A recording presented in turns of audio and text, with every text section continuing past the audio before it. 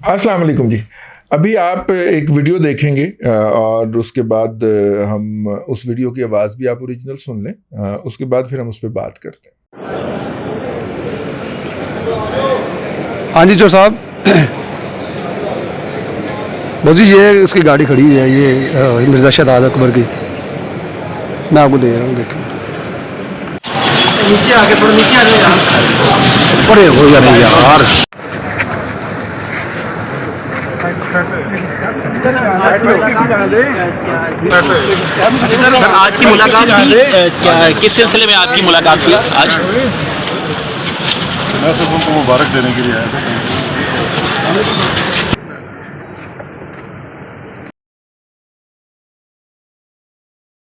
जी, आपने ये वीडियो मुलाहिज़ा की। ये शहज़ाद अकबर साहब हैं जिनकी मुंतखब कोई हैसियत नहीं है। वो वज़ीर आज़म के राइट हैंड हैं एहतसाब के लिए, और FIA भी बराह रास्त उनके कब्ज़ा कुदरत के अंदर दी जा चुकी है। FIA जो है, जो कि कानूनी तौर पे जो स्टैट्यूटरी है, जो हमारा आइन का ढांचा है, जो हमारी हुकूमती ढांचा है, उसके तहत वो वज़ारत दाखिला के तहत होती है, जिसके वज़ीर आज कल शेख रशीद साहब होते हैं। वो पिंडी का क्या है वो हम नहीं कहते, लेकिन शेख रशीद साहब होते हैं। लेकिन FIA और उसके जितने भी हुक्काम हैं, वो उनके बारे में ये भी है कि वो जनाब शहज़ाद अकबर साहब के हम ख़याल या हम मज़हब चुन चुन के लगाए गए हैं। पाकिस्तान के अंदर जितनी भी ख़राबियाँ जहाँ पे भी तारीख़ में होती हैं, उसमें शहज़ाद अकबर साहब के हम मज़हब जो हैं वो हर मौके के ऊपर पाए जाते हैं। खैर, एक जुमला मुतरज़ा आ गया, और मैं इसको रिलेट करूँगा अभी उससे, वो जो काजी फ़ाइज़ ईसा साहब वाला है उससे भी। लेकिन पुराने दौर के अंदर होता था कि जज साहिबान जो थे, उनसे अगर राब्ता करना हो तो हाई कोर्ट के लेवल पे एडवोकेट जनरल, जो कि हुकूमत का वकील होता है, और वफाक के लेवल पे अटॉर्नी जनरल होता है। ये पहले हुआ कि जब जस्टिस कयूम साहब जो थे, बहुत बड़े जज थे, मैं आज भी उनका मोतरफ हूँ, ठीक है। और मैं चाहता हूँ, मेरा ख्याल है कि उनके साथ ज़्यादती हुई, और जो है तारीख़ जो है वो उनके साथ ज़्यादती नहीं करेगी, लेकिन उनके साथ ज़्यादती हुई। और उन्हें फ़ोन किया, उन्होंने, क्या नाम है, और वो उनका वो भी फ़िक्रा मशहूर है ना कि आपकी ज़मानतें भी मैंने ही लेनी हैं, ठीक है ना। हाँ, तो वो खैर उनको फ़ोन किया एहतसाबुर रहमान साहब ने, और उस वक्त वो नया नया अकाउंटेबिलिटी का उन्हें बुखार चढ़ा हुआ था, और उन्होंने जो था वो उनको कहा कि ज़रा बेनज़ीर को ज़रा चंगा तुन दें। उन्होंने कहा यार नहीं वो और बाय द वे उन्होंने वो ऐसी जजमेंट लिखी जो सुप्रीम कोर्ट में जाके टर्न डाउन हो गई, और इस तरह उन्होंने दोनों घरों को रखा। वैसे भी उनकी फैमिली जो है वो पीपल्स पार्टी और नून लीग दोनों तरफ से उनके जो रिश्तेदार हैं वो पॉलिटिक्स करते हैं ना। तो खैर, वो जनाब जो था वो उसको पीपल्स पार्टी ने फिर बहुत ज़्यादा एक्सप्लॉइट किया, और वही हाथ आ गया PTI के, और जनाब जजों से मुलाकातें और ये और वो बकवासियात, आपको पता बकवास करना तो PTI पे ख़त्म है ना। तो वो बकवासियात हुण फाड़ लो, हिप्पो फड़िया गया जी, हिप्पोपोटेमस मौके के ऊपर फड़िया गया। और वो आया है चीफ जस्टिस साहब से मिलने के लिए। चीफ जस्टिस साहब के बारे में जो राय है, हम वो नहीं देना चाह रहे, ठीक है। वो हमारे अजीज दोस्त सईद चौधरी साहब अपने वीलॉग में देंगे, क्योंकि वो जवाब जब आएगा उसका, अदालत की तरफ से नोटिस आएगा, तो सईद चौधरी साहब संभाल सकते हैं, हम तो नहीं संभाल सकते भाई, लिहाजा।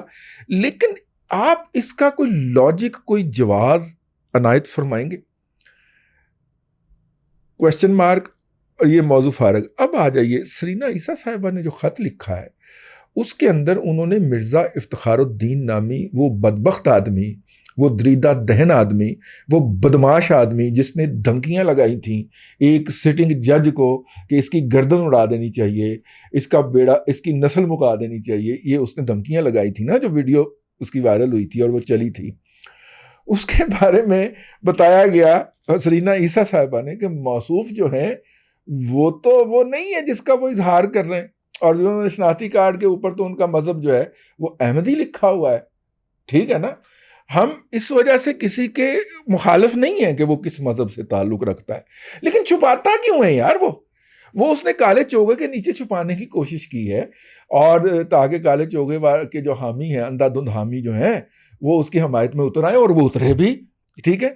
लेकिन फायज ईसा साहब की जो है अहलिया, उनका कहना है कि ये तो शहजाद अकबर का हम मसलक और हम मशरब है, ठीक है। वो थोड़ा भीड़ा तर्ज है। हमें रफीक गौरी साहब याद आ गए। उन्होंने कहा कि 1973 के बाद ये लोगों ने देखा कि अब बराह रास्त तो हम एग्जिस्ट नहीं कर सकेंगे सोसाइटी में, तो कुछ ने गोल टोपियां पहनी और वो एक फ़िरके में घुस गए, कुछ ने काली पगड़ियां पहनी और दूसरे फ़िरके में घुस गए। रफ़ीक गौरी साहब अपने फौत हो जाने के इतने साल बाद आप फिर सच्चे साबित हो गए, ठीक है। अल्लाह तबारक व तआला रफ़ीक गौरी साहब की कब्र को मुनव्वर करे।